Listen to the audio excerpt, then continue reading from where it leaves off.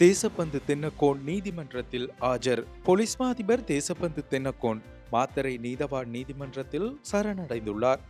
வெலிகம பகுதியில் உள்ள ஹோட்டல் ஒன்றில் நடாத்தப்பட்ட துப்பாக்கி பிரயோகம் தொடர்பில் பணி இடைநீக்கம் செய்யப்பட்டுள்ள போலீஸ் மா அதிபர் தேசப்பந்து தென்னக்கோனை கைது செய்யுமாறு மாத்தறை நீதவான் நீதிமன்றம் பகிரங்க பிடியாணை உத்தரவு பிறப்பித்திருந்தது.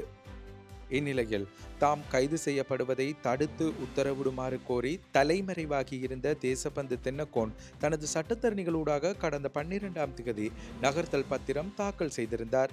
அத்துடன் போலீஸ் மா அதிபர் தேசபந்து தென்னக்கோனின் வீடு நேற்று மாலை குற்றப்புலனாய்வு திணைக்கள அதிகாரிகளால் சோதனையிடப்பட்டது. ஒரு வாரத்துக்கு முன்னரும் குறித்த வீடு சோதனையிடப்பட்டிருந்தமை குறிப்பிடத்தக்கது. அன்றைய தினம் வீட்டு வளாகத்தில் கண்டெடுக்கப்பட்ட சில சந்தேகத்திற்குரிய பொருட்கள் தொடர்பில் மேற்கொள்ளப்பட்ட விசாரணைகளை அடுத்து நேற்றைய தினம் மீண்டும் தேடுதல் நடவடிக்கை மேற்கொள்ளப்பட்டது. இந்நிலையில் சுமார் 3 வாரங்களாக காணாமல் போயிருந்த போலீஸ் மா அதிபரை தேடுவதற்காக 6 விசேட குழுக்கள் ஈடுபடுத்தப்பட்டிருந்தன. இந்த பின்புலத்தில் இன்றைய தினம் மாத்தறை நீதவான் நீதிமன்றத்தில் பணி இடைநீக்கம் செய்யப்பட்டுள்ள போலீஸ் மா அதிபர் தேசபந்து தென்னக்கோன் சரணடைந்துள்ளார்.